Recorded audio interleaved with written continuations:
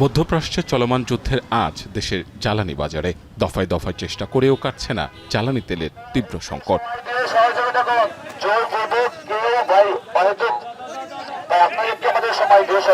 বুধবারও রাজধানীর ফিলিং স্টেশনগুলোতে ছিল যানবাহনের সারি। তপ্ত রোদ আর অসহ্য গরমের মাঝেও তেলের খোঁজে দীর্ঘ অপেক্ষায় চালকরা। আমি যেহেতু তেল নিচ্ছি, আমার যদি ফুল ট্যাঙ্কি তেল হতো তাহলে তো আমার তো প্রতিদিন আসতে হতো না। এটা তো শুধু আমাদের দেশে বললেন না, আমাদের পার্শ্ববর্তী দেশ বলেন, ইন্দোনেশিয়া, মালয়েশিয়া, সব দেশেরই তো সমস্যা।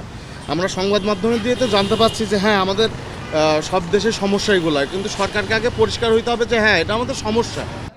শাহবাগ থেকে মিরপুর, ধানমন্ডি থেকে কল্যাণপুর নগরীর অধিকাংশ ফিলিং স্টেশন তেল সংকটে বন্ধ। খোলা স্টেশনগুলোতে চাপ বাড়লেও মিলছে না কাঙ্ক্ষিত জ্বালানি। 7টার সময় খোলে, আজকে তারা নাটক শুরু করে দিছে। কখনো বলতেছে 10 মিনিট পর, কখনো বলতেছে আধা ঘন্টা, কখনো 7:30টা, কখনো 8টা, কখনো 8:30, কোনো টাইম টেবিল নাই। অথচ তারা বন্ধের সময় 7টা বাজলে বন্ধ করে দেয়। ব্যবহার কমিয়ে দিয়েছি, বাচ্চাদের এখন স্কুলে রিক্সায় নিয়ে আসতেছি, গাড়িতে না নিয়ে এসে। এদিকে জ্বালানি সংকটের সরাসরি প্রভাব পড়তে শুরু করেছে রাজধানীর রাজপথেও।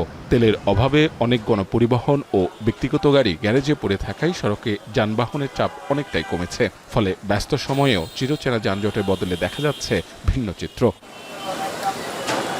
মাহবুব হাসান রিপন, এখন, ঢাকা।